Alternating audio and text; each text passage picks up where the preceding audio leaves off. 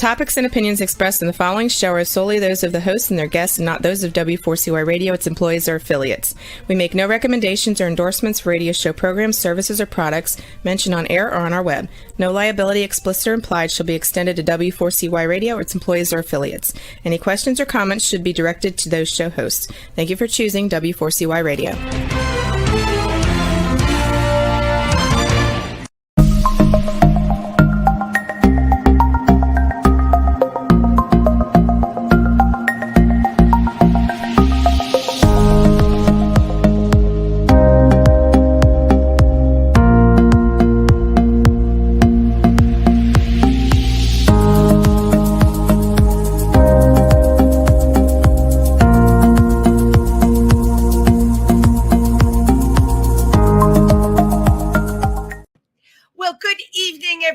And welcome to Triversity Talk. So happy to be here with everybody. It's Wendy on Wednesday. You must be so sick of hearing me say that, but that's the truth.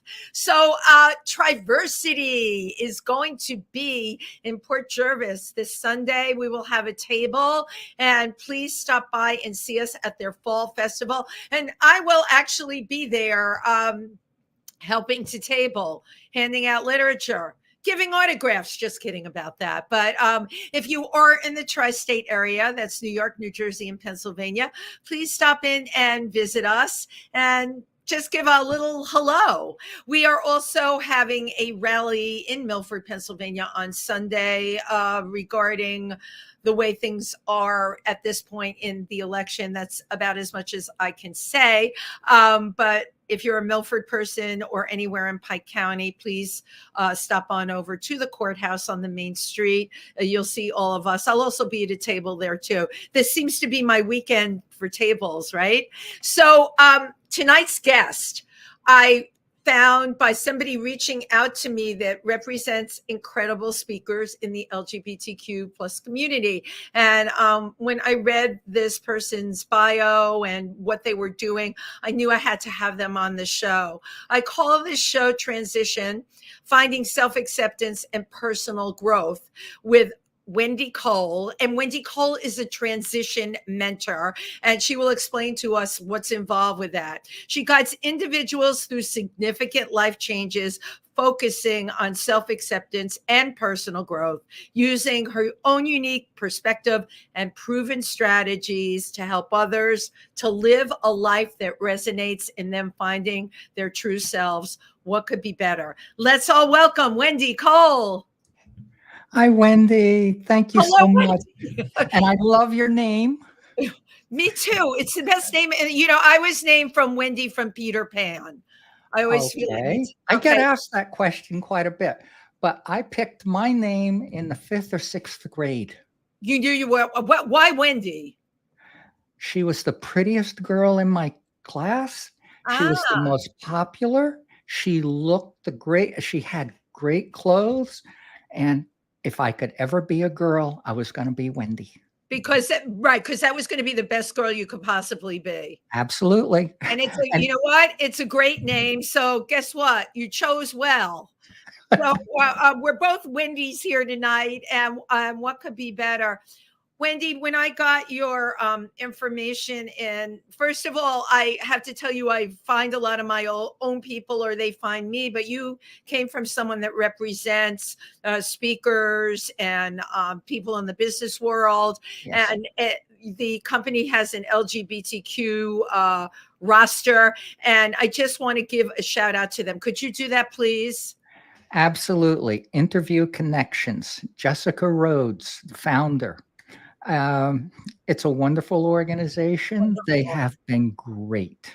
What I have to say, they are great. They're super professional, just totally together. And when you host podcasts, you really appreciate that. So welcome to the show and welcome to here. I am just going to jump right in. We talked a little bit before the show, and I told you I'm partial to people that transition later in life.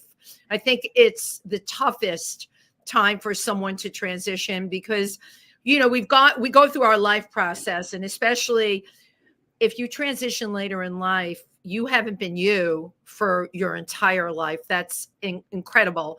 I And you wasn't. a whole world based on not who you were, who Mhm. you knew you should be, but not who you were. I was never a man. I knew it from childhood. Of course.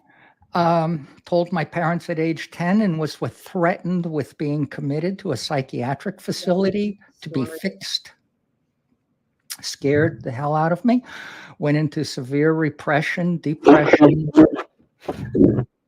That started my entire uh, repression and hiding.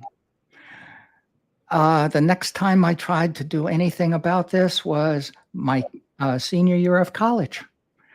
Wow. Another profound life change, graduating from college, going into the world. I didn't want to go as a guy. Right. No way I was going to do that. I want to ask you, what made you decide not to transition when you were in college? I've had more than a few people on the show that have, and the one thing that was very obvious, they were very in their late 20s, very comfortable in their own skin, right? Because Right. they got into their own skin early. Well, I started coming out to people in my neighborhood. I lived off campus. One of my fraternity brothers, yes, I was in a fraternity, Wow. doing everything I could to try and check the boxes off and fit in. Right. My entire little life up to that point, I was told, boys experiment. He's too young to diagnose as transsexual, probably transvestite, but that just once he has a career, once he has once he has a wife, once he has a house and a family, he'll forget all about being a girl. I knew that was BS. Right. But I had to check off the boxes with my parents. Well, I And want to say, were you rising to the occasion of the expectations of family? That's a very real thing. and well, also too, when you're born and the doctor declares you're a boy or you're a girl, that's when the socialization starts from Yes. the parents. And it just becomes more and more intense with extended family, the school systems. Everyone divides us into boys and girls. And I knew I belonged with them, but I had to go over there. No, So I understand. one of my fraternity brothers knocked at my apartment door. I was working on a paper that day. I decided, okay, well, I haven't come out to anybody on campus at this point, and I don't really want to. It's an all men's college.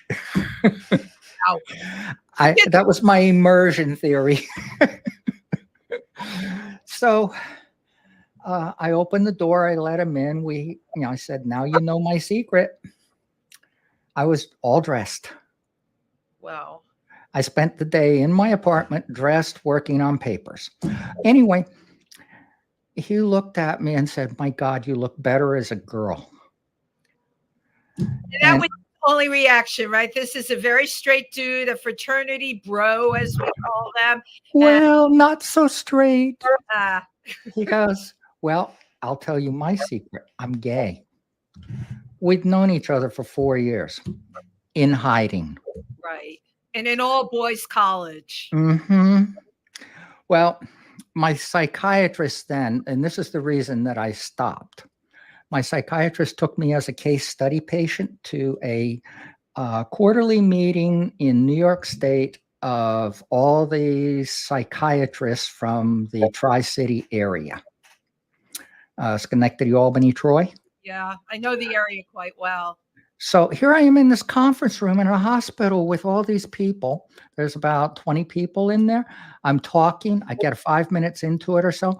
And one of the doctors, these are all MDs now, stands up, says, I'll see you all next quarter. I've heard enough today. Looks at me and says, you're a freak. You should move to New York City and turn tricks like the rest of them. What year was that, Wendy? 1970. Okay. Early 1970s. That year, I totally believe it and get it, because go back to that time. That was the mindset. However, I would be arrested by police if I were spotted in public, red, and they would throw me in jail, fine me, and publish my name in the paper.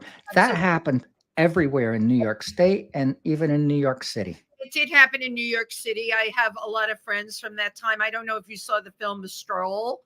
If you didn't see it, you should see it. And a couple of those girls that are still alive are friends of mine, and they talk about what it was like in the day, and could be arrested. I just, your story, you telling me this, you were like put on display like somebody in the circus for these doctors to judge you, and just what a horrible thing to say. Well, it was after that I found out from my psychiatrist that this is a psychological condition with no treatment and no cure and nothing the medical community is going to do for you. Period. And that probably in your head was it. What could be done? Nothing could be done. Well, in those days, we also didn't have the internet. We didn't have all the information out there that we currently have today. I had no idea what was going on underground in places like New York City and San Francisco and all of that. So I just kept going. I just kept, well, anyway, I just continued on with my research into it, looking into it, and I decided. In those days, I mean, I remember hearing where you and I are close in age. I remember hearing from my family about Christine Jorgensen, right? Oh, yes. My parents were all very worried about me. They were worried about me being gay, being like Christine, or anything like that.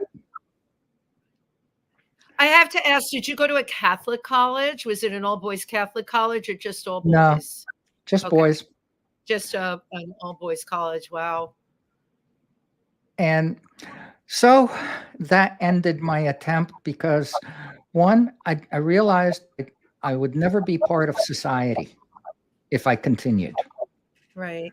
And that doctor was right. I would have to live underground in Manhattan or San Francisco and not be part of society. And I've talked. Not that I like this doctor, okay, but I know those days, and that was the truth. I mean, a number of my friends now who are legitimate performers, back in those days, to support themselves, they had to do the stroll.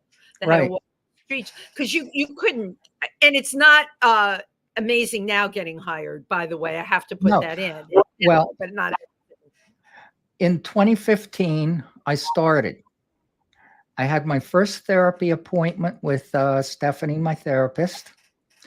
And at the end of that, see, Wendy, this is the first time in 45 years I talked with somebody for an hour and 15 minutes during an intake session about how I felt and who I am and what I am.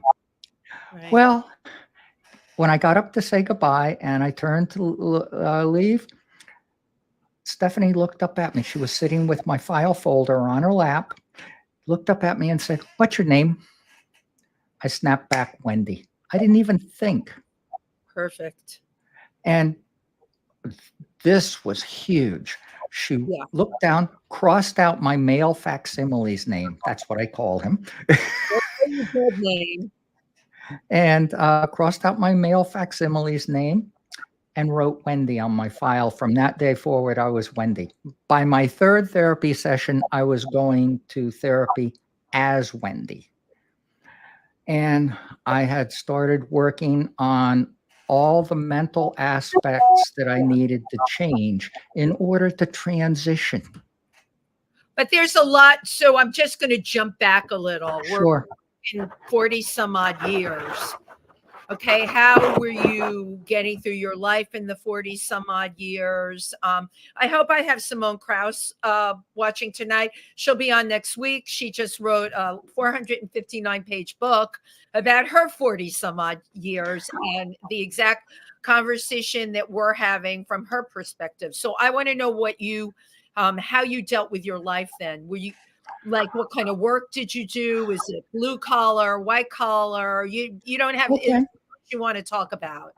sure.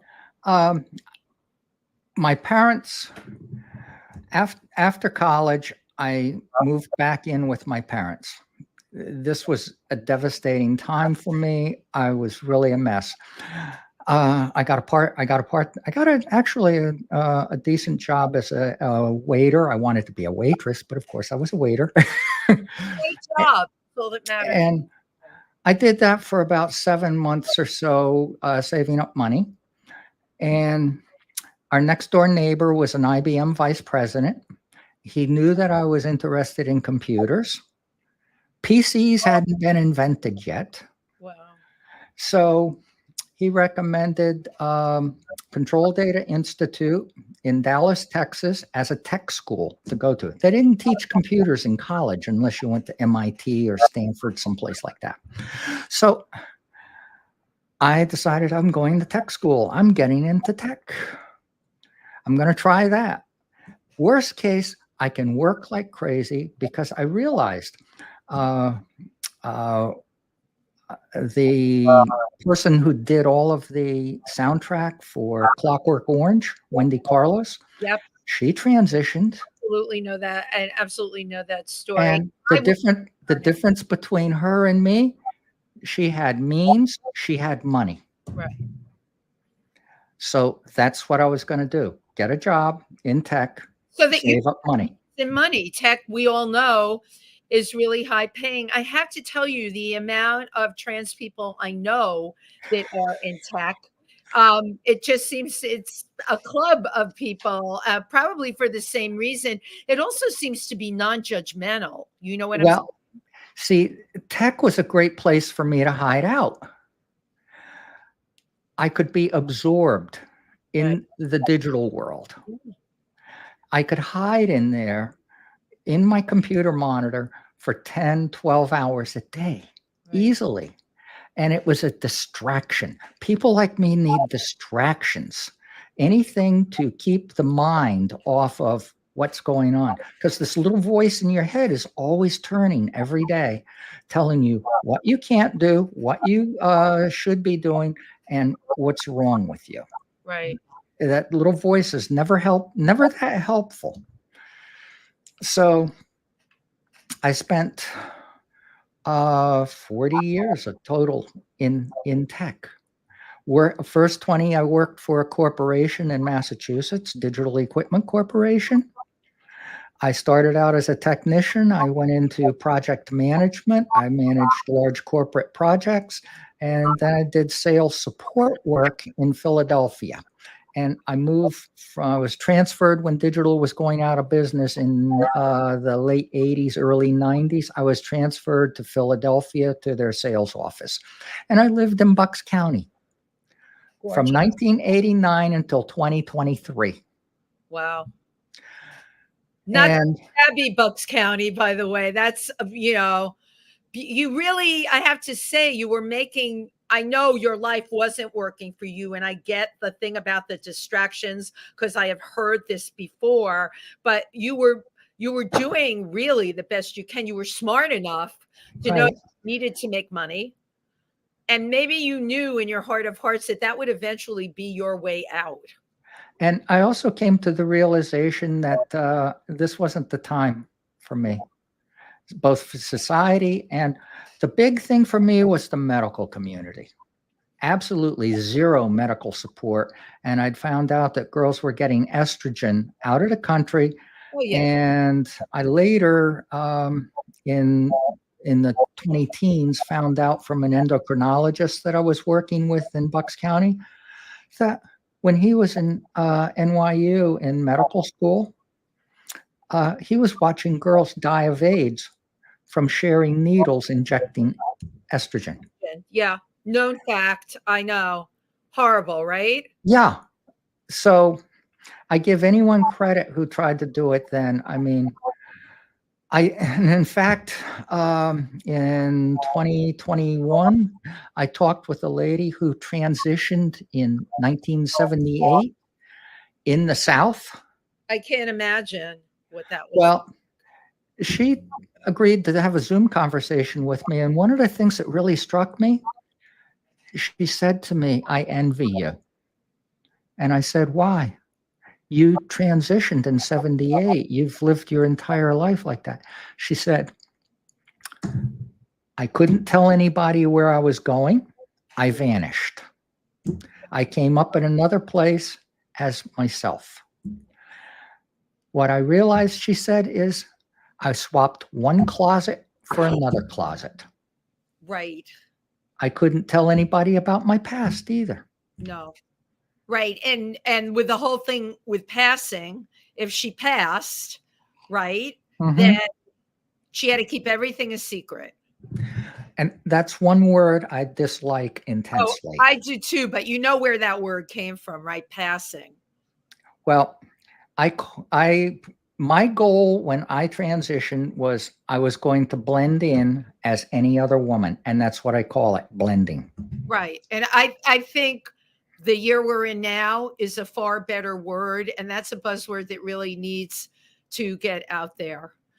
Be, But it's be, blending as yourself, whoever you right.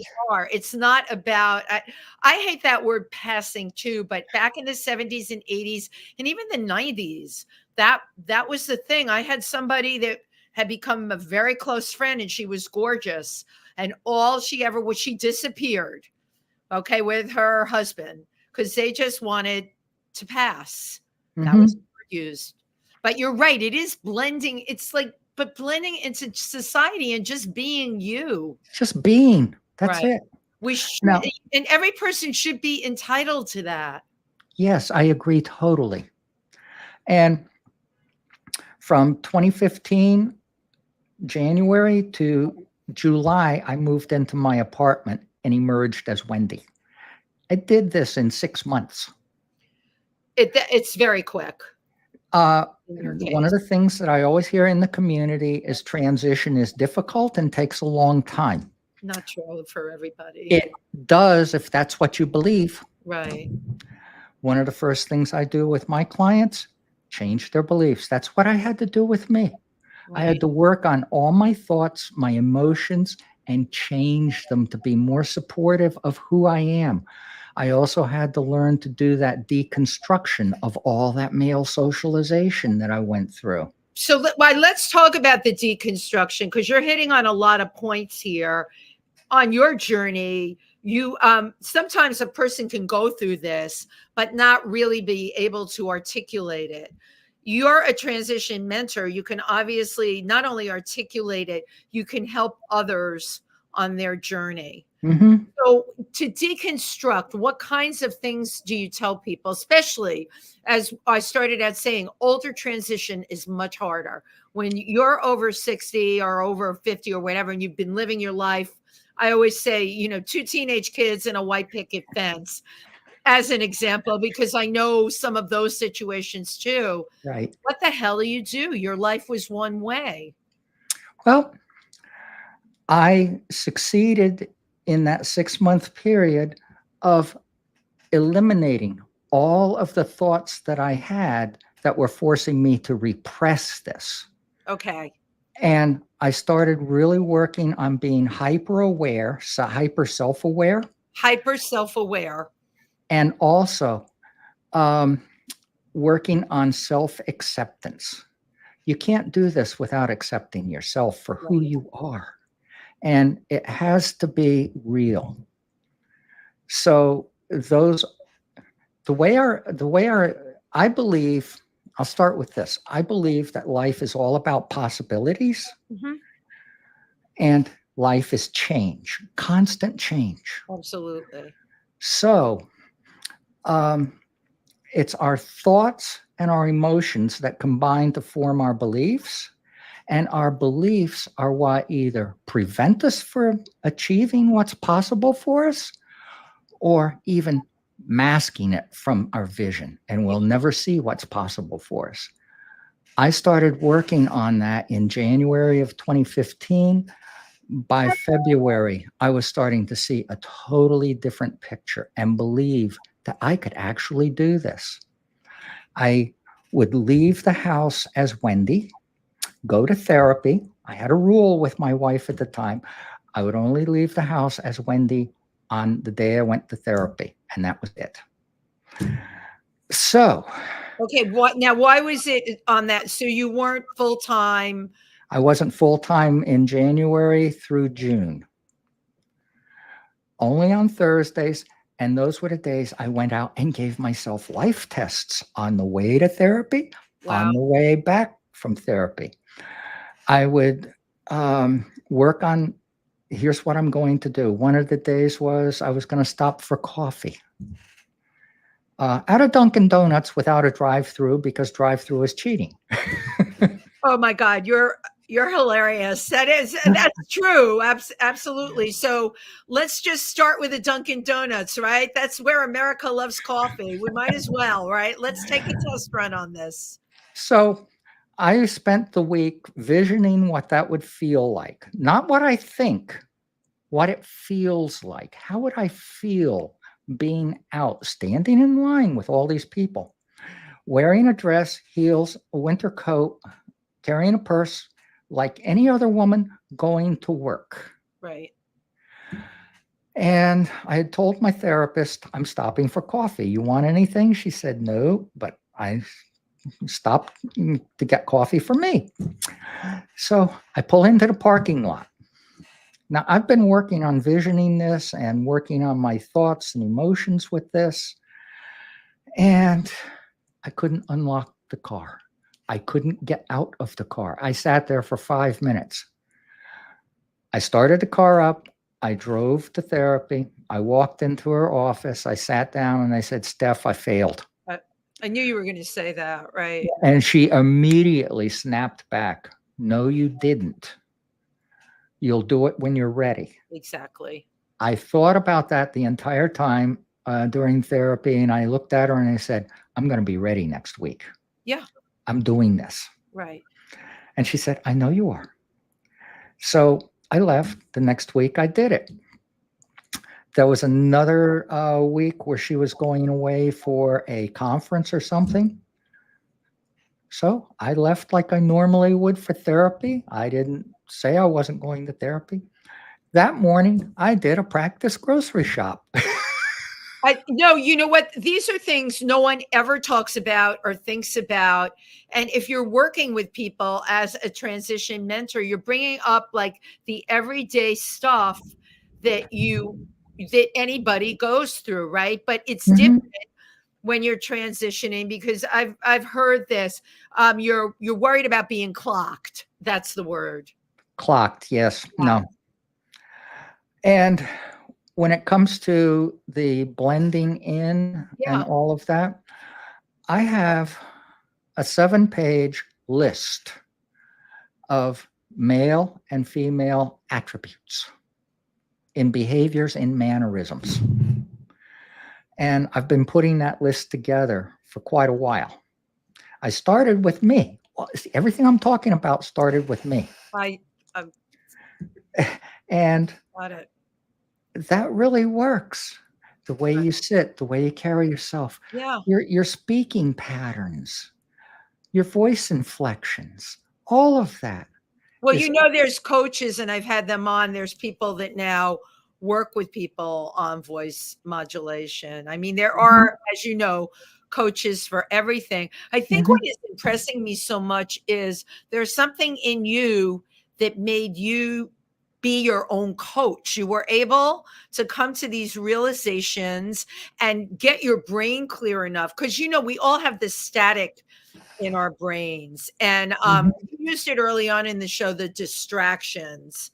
And whatever you did, you were able to clear that away and walk into Dunkin' Donuts and walk into a supermarket. And I went walking through the local town down Main Street window shopping, going into stores. I walked into a Starbucks there, bought coffee and a Danish and sat and looked around, and absolutely no one was looking at me. Right.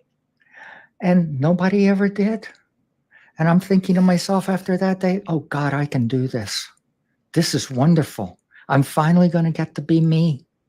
And my question was, and I already know the answer to this, in those situations, what were you feeling inside? Oh, just total, complete joy, and a Right. feeling of freedom was coming on. Wow. And that's the other thing. My wife at the time, in March of that year, when I announced that I was starting hormone replacement therapy, I was going to the Mazzoni Clinic in Philadelphia to start hormone replacement therapy there. March 4th, I was marching forth. Indeed. So that's when my wife said to me that we didn't discuss it. And I said, well, there is absolutely nothing to discuss. I'm doing this for me. It's something that I have to do. I still don't know where any of this is going to go. I still don't know if I'm even going to like living as a woman full time. I have no clue about any of this, but it's something I need to do. I've Have to do. needed to do it Have to since do it. childhood. Right. And that's when she said, we're getting a divorce. And I agreed. I never even asked why. We did discuss it when it was discussed that we were getting divorced. I asked her why we didn't do it way back when.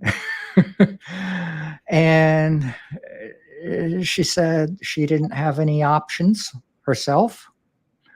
And as long as I wasn't going to do anything about it, she was going to stay with me, because I told her about this 4 years into marriage. You had told her 4 years in. Wow. 4 years in.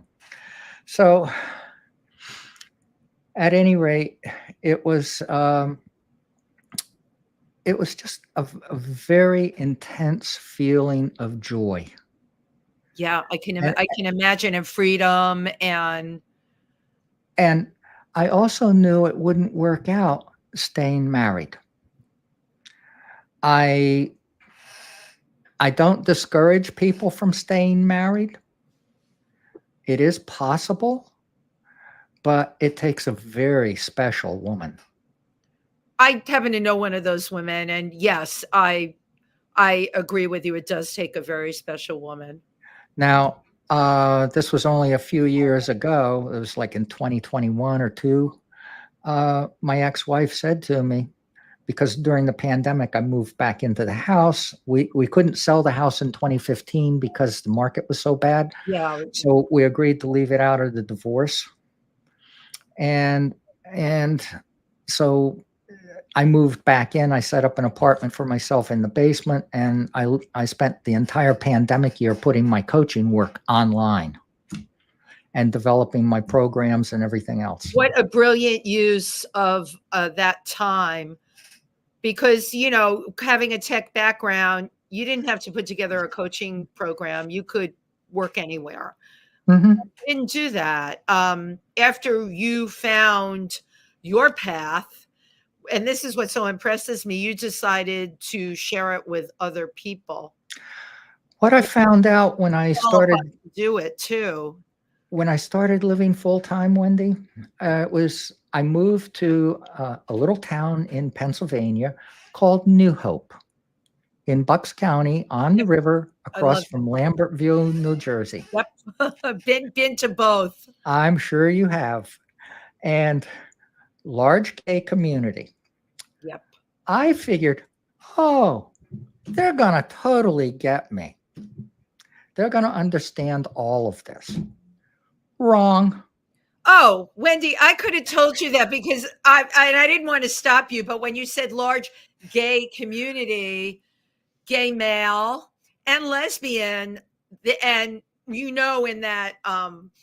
that range, right? You have trans, which isn't sometimes. And the transgender community is a spectrum of people of all different lifestyles and presentations. Right. Exactly. So when I got into town, and Chad and Jason left me flowers at my front door one night. And I went down the following day on a Sunday evening at about 9 o'clock when I saw that they got home and introduced myself. And that's when I found out that there was a running bet in the neighborhood. Is she a cisgender woman or is she a cross-dresser who moved into town? Right. And I said, neither. I was born transgender. That's how I frame it. Right. I was born transgender.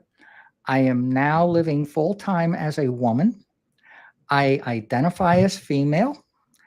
I am legally changing my name, my identity, my gender, and I don't know where, I don't know when, but I'm having surgery because I have to repair my birth defect.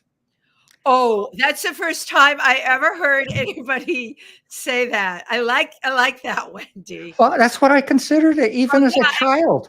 I would go because- to bed at night as a child, Oh, 5, 6 years old, Yeah. praying to wake up in the morning with that gone that it wouldn't and be there. dresses in my closet. Right. That it just wouldn't be there. I So think what's so important about what you're saying, what people need to know, and I have to all the time explain these things to people, that it's here. It's not the biological appendage or the thing that's hanging off of any of us. It's what is in here. It's two things are between the ears. Right. Gender identity. Yes. And sexual orientation. Right. Right. I knew what my gender identity was. I had no clue what my sexual orientation truly was because I was in the wrong body. Okay, so that's an interesting thing. That's the first time I heard, because people always say, well, you were this before, you're still staying with your partner.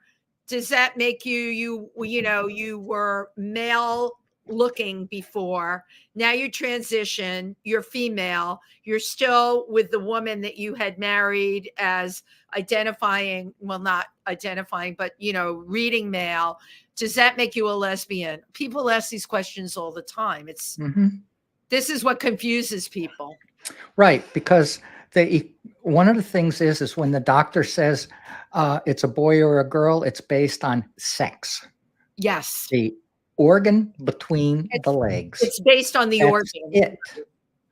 And that has nothing to do with gender. Absolutely. And I just knew I wasn't gay. As a guy, living as my male facsimile, I knew I wasn't gay. And in fact, and this used to freak out my gay friends, because I would say to them, I used to think it was gross being with a guy. I couldn't imagine that as a guy. But so here I am in New Hope. I'm talking with these two guys. And I was explaining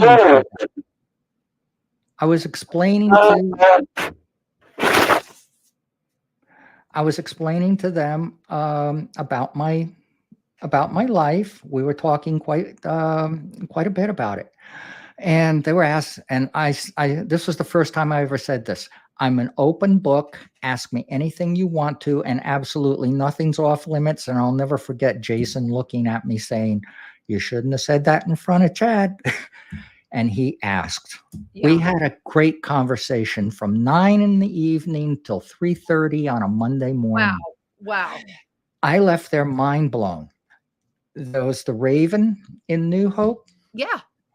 I loved going there from about 3 or 4 in the afternoon till about 6 or 7 in the evening and talking with all the guys. I made up my mind I wasn't going to be ignored. And I wanted them to know that there is a whole spectrum out there in the transgender community. I'm part of it. Yeah. But I would start, especially with the married guys. Yeah. I would say, you knew at an early age. Yep.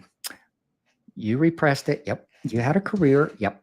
You had a wife. Yep. You had a family. You got a house. You did the whole bit. Yeah. And now you're here. You came out. And that all ended. You got divorced and you moved on. The only difference between you and me, you became a G, I became a T. That's it. Really, really well put. And on that T, there's a whole lot of variations on that spectrum.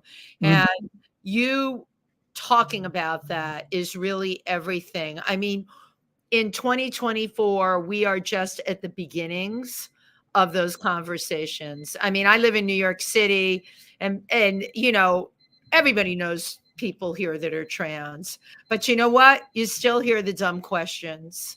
Oh, yeah. And it, And it can be, and it can be from the gay community, it can be from the straight community, but you still hear the dumb questions. And I shouldn't say they're dumb. That's my bad saying that.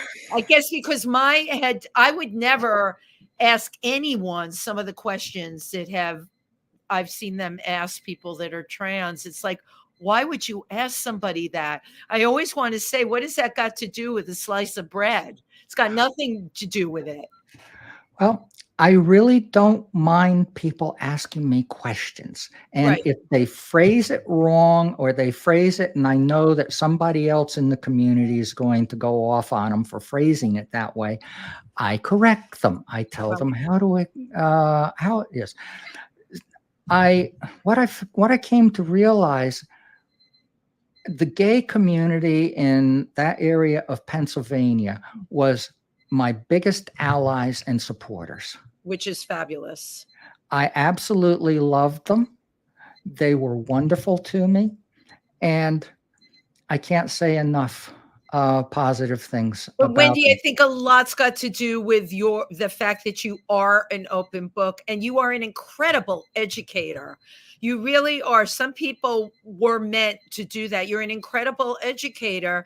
And I think because of how you are, makes people respond to you that way. I think you could go into any gay community or any community where people were willing to listen, Mm-hmm.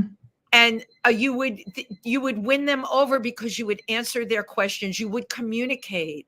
And when we talk about a lot of the things surrounded by trans, especially in the country, and the amount of anti-trans, when these anti-trans bills are so horrific, I say to myself, why would anyone think about doing that to another human being? Right. Why would they deny someone their hormones? What a horrible thing to do. Well, in 2023, I decided that my mission and legacy in my life is going to be doing everything I can You're to amazing. humanize being born So, transgender for the rest of society while I help people. how did you become so, you're an empath? How did that happen? Is this just in you? It didn't used to be. I don't think it was, or maybe it was just innate. And because of my birth situation, I was just repressing everything. But transition has been wonderful for me. Right. Um, mentally, emotionally, and physically.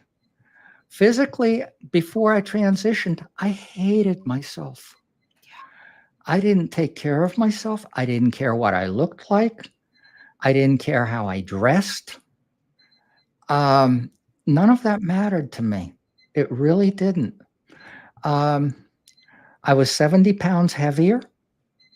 I had blood work problems. I was type 2 diabetic from Incredible. age 38. Young. And 3 years into this, my primary care physician, I'd already had surgery the year before. My primary care physician looks at me and he goes, I'm going through your medical records and I don't get it. What happened with you? Right. Your blood work is coming back perfect. Your type 2 diabetes is gone. And you've lost all this weight. And I said, it starts with being happy. Right. And again, happy is here. Exactly. Everything, all roads lead to here.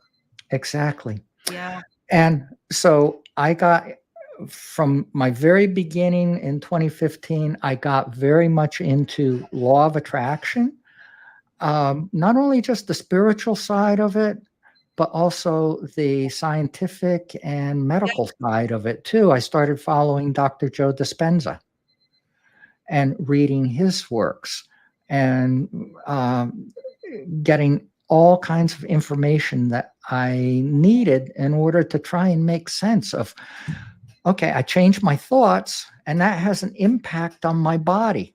Right. Well, it's your thoughts that trigger emotions. Now, those emotions trigger glands throughout your body to secrete chemicals, and it's those chemicals that communicate with your body what your mind is thinking. So if you wake up and 5 minutes later you're filled with anxiety because of the thoughts you're having, that's all those chemicals that are pouring into your body. And we can get addicted to those.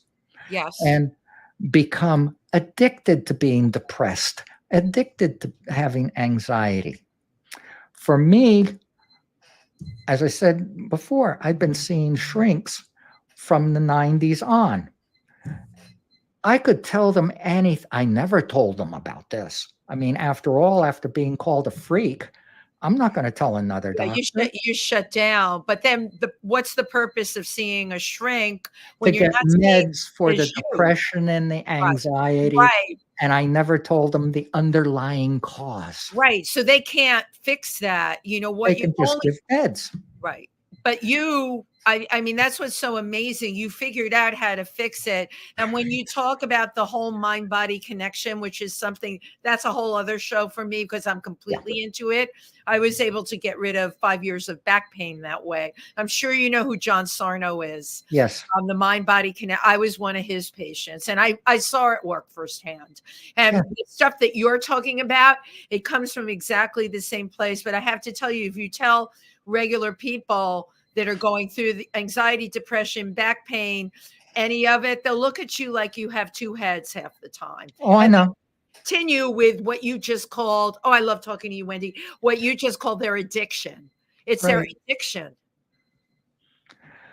So, one of the things that I found when I was going through this was I was just starting to feel much better about myself, about who I am.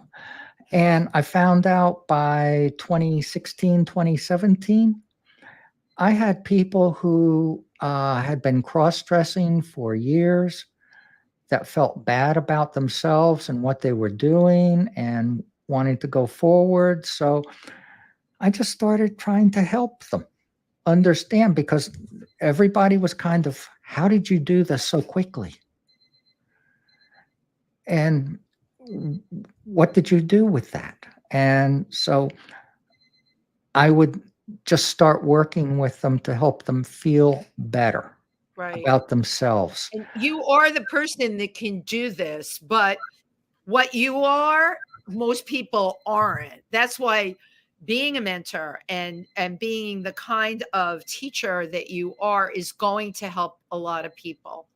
All right. You have the language. You understand what I'm saying? You do. You have the language. Right. That's a lot of people just don't have that. You can't teach someone that. You can't send someone to become a psychologist or psychiatrist and expect that they're going to come out and have the language. You have the language. You can use it.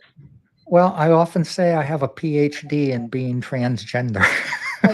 I totally love that. You won't believe it. We are down to the wire with 1 minute left. I need 4 shows for you. What would you like people to know? How about how to reach you? Okay. Meet wendycole.com. Okay. That's the best way to reach me. My calendar's there, my newsletter's there, and a link to my main website where my other interviews are, and my main website, which tells all about me. Right. So I can't thank you enough for everything that you've shared. And we barely scratched the surface because there wasn't even time to get into parents of trans kids, very young trans kids, which is a huge growing population. Mm-hmm. And, that again, that's a whole other area that's got to do with this spectrum of trans. You're a very generous person with a really big heart. And Thank you. yeah. I'm currently working on a book. I Good. got the edits back. Yeah, good. And it's a book for parents of transgender. Oh, fabulous. And I'm planning on getting that into my publisher in probably October. So that's one of the things I wanted to say to you. I hope you're working on a book, and I should know, of course, you'd be working on And I'm working on a second book, of course, which is not a transition story. It's everything I learned about life and living having gone through this. Well, even for me talking to you, because I'm not transitioning, but I'm a person that's done a lot of digging deep, self-realization, and I'm very skilled at getting rid of what I call those bad thoughts. We all know what they are, right? And I had to really train myself to do that. And, because people say it's daily work. We never stop. Right. It can't stop. And people say, you're so happy. Why are you so happy? And I do. I walk around like on this, nirvana level. And even when tragic things happen to everybody, even the way I deal with them is different than a lot of other people will, because I can't let it bury me. We're all walking this earth. All right. Each day is as good as we make it. And you are such a larger than life person, Wendy. You can spread this around to not just the trans community, just to people.